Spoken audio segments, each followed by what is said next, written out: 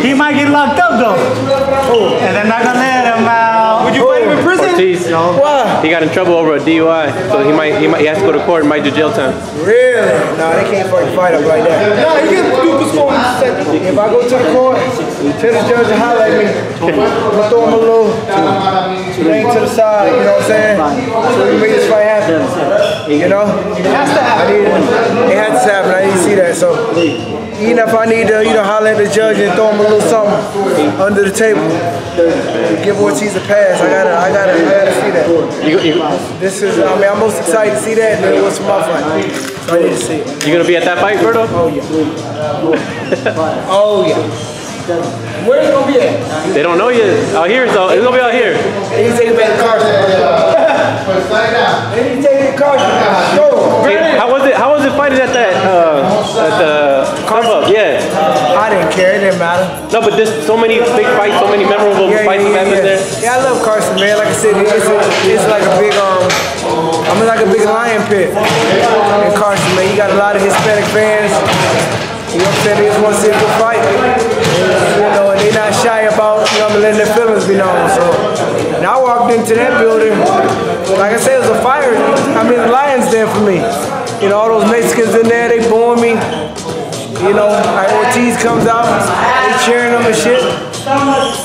But, that type of atmosphere, it can, like it can crush a fighter mentally easy.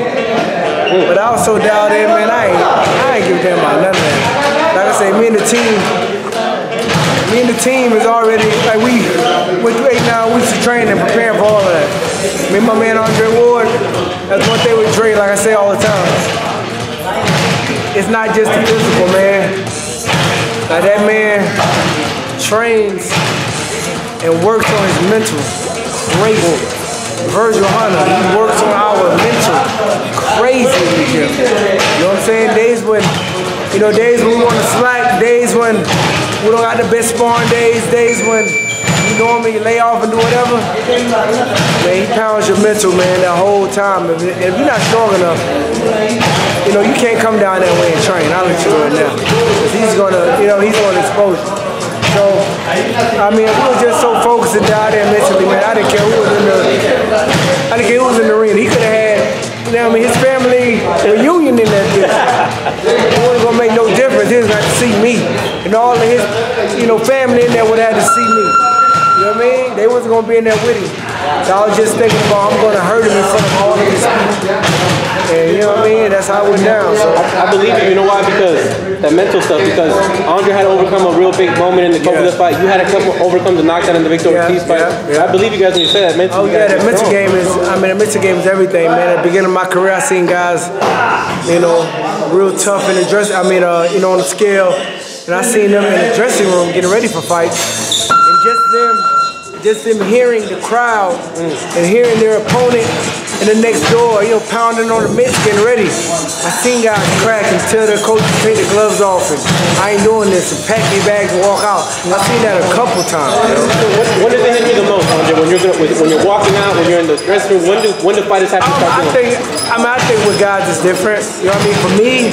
For me, like my most nervous, I can't even really say, I don't really get too nervous anymore at all, but I think the most nerve-wracking this time is just warming up and having that person walking out the ring.